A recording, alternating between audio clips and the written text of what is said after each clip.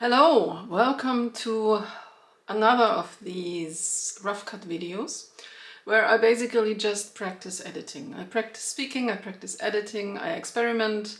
Sometimes, yesterday I made an experiment with having AI edit my video, and it was both a success and a total failure. So the success was that yes, it works, and it works pretty quickly.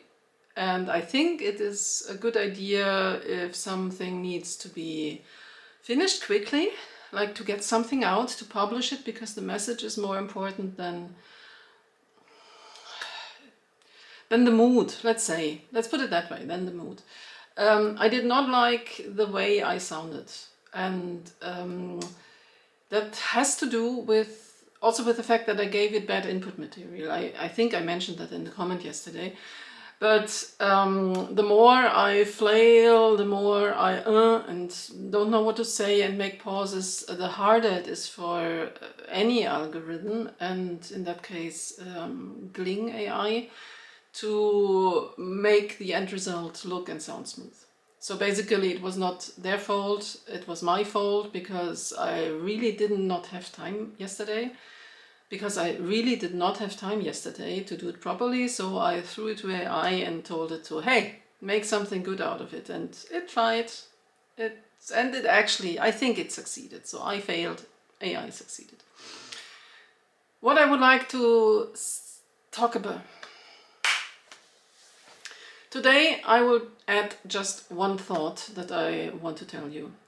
If I was only allowed to give you one piece of advice in your language learning, of any language, mind you, not only Ukrainian, not only Slavic languages, any language, it would be focus on the sounds of the language first.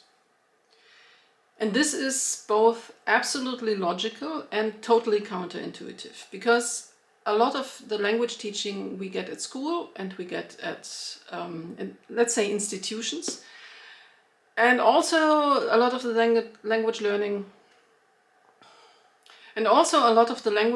we do when we study on our own is text-based, like it's script-based, because we have a book, we learn from a book, we make exercises in a book, so we have to read and we have to write, and we know theoretically that the basis of all this written stuff is sounds, because language, when it is spoken, when it is used, is well, it's not always audio, but like the first thing you do as a child when you learn, and the first thing humanity did when we started speaking, I don't know how many million years ago, was sound. And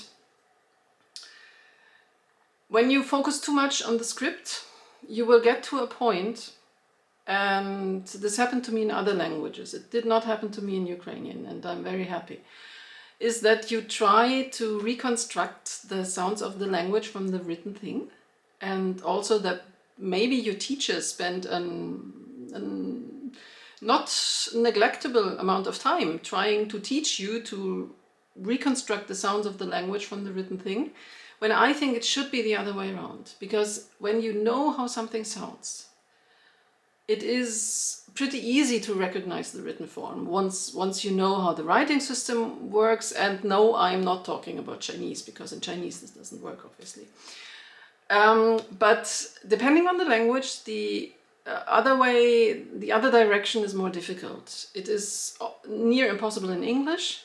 It is weird in German. It is, I think, and correct me if I'm wrong, I think I'm probably wrong, but I think it is fairly easy in Czech. It is fairly easy maybe in Italian and Spanish. I'm not sure, I don't know enough of Italian and Spanish.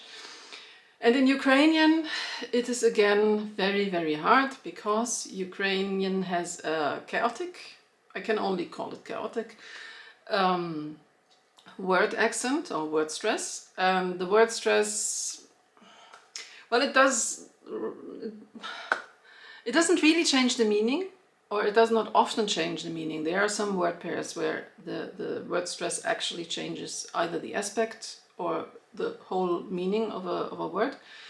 But in general, word stress, naholos, if you get it wrong, it's not that bad, but you just don't sound right. And for me, it was for a long while, and it still is like a major fear or a major thing that stops me from speaking faster.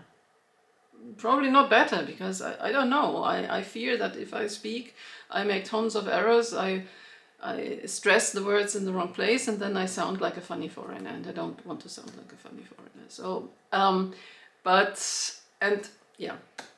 But what I have noticed is that now, after 3 years of listening to a lot of Ukrainian, you have no idea, I get a feeling for it. And I think I'm not always guessing right. But for example, when I use a tool to give me the word stress and the tool makes a mistake, then I think, nah, that can't be, that should be elsewhere, that should be on another syllable. And like 50% of the time I'm actually right. So I am getting a feeling for the word stress, and it took me a long time, and without listening and without focusing on the sounds, I would have never done it. No fucking. And without listening and without focusing on how the language sounds, I could have never done that. So my advice, focus on listening, focus on how the language sounds. Yes, also practice pronunciation, but first of all, listen. You have ears, use them. Listen. And with that, I leave you until tomorrow.